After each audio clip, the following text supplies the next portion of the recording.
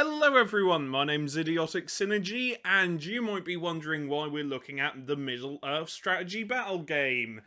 Well, you see, I don't know a lot about Lord of the Rings, but I do know true passion and like effort when I see it, and this gaming board is brilliant. I fucking love it. Look at it. It's so well detailed. It's amazing, and you know what? This just warms my soul. I've been sort of, negative in the past, and I wanted to cheer myself up, so I saw this article and had a look, and look at it. It's a massive city as a gaming board, and it's fantastic. It's apparently, oh god, city names. Right, I can't pronounce city names for the life of me, but it's an Osgiliath city. My knowledge of Lord of the Rings is very low. I just like Shadow of Mordor, like the Shadow of Mordor games, because I enjoy traumatizing orcs.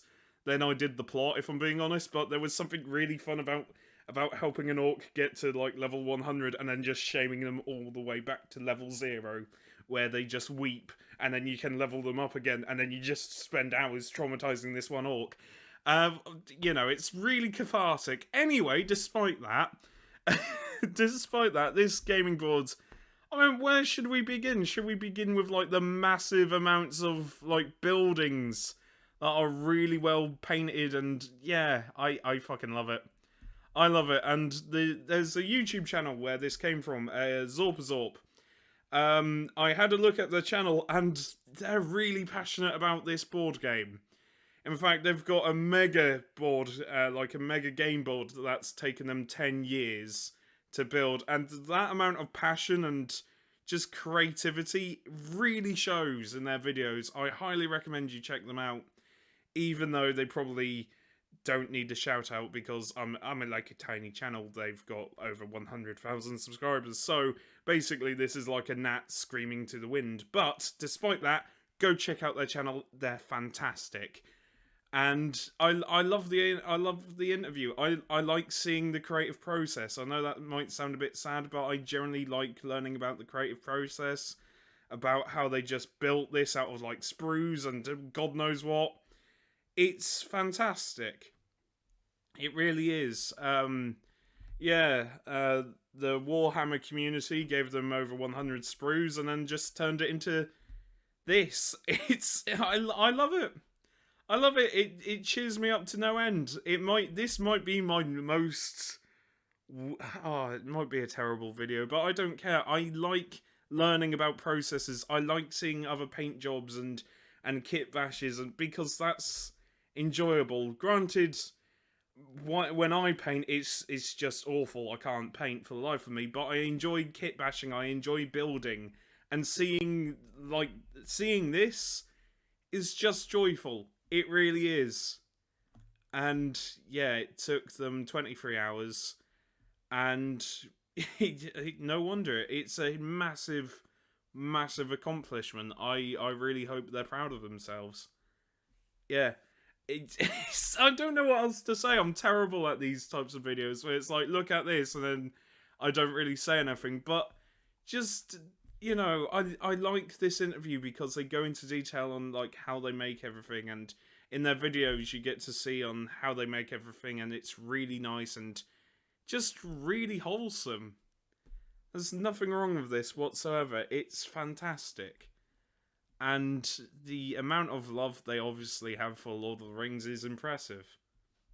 Yeah, it warms my heart, or that could just be heartburn. Uh, oh dear, I absolutely love the water effects. I think that's my favourite bit about the entire gaming board is the water effects, because I need to scroll up. Just because look at these, like that right there, that's a lot of effort, and it shows. Like all of this shows, and yeah, there's nothing wrong with it whatsoever. It's perfect.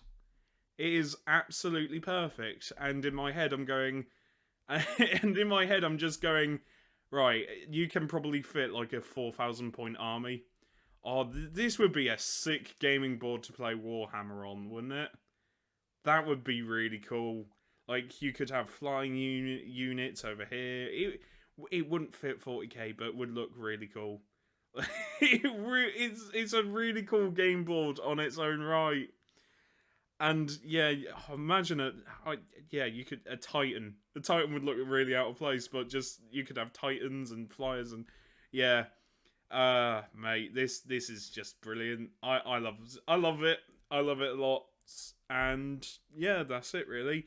The interview is very well done. I don't want to just read it word for word because I recommend you read it for yourself. And they do go into details on like how it was made. And yeah. Also, I like this where they made the structure destructible, so like they could move it around and stuff.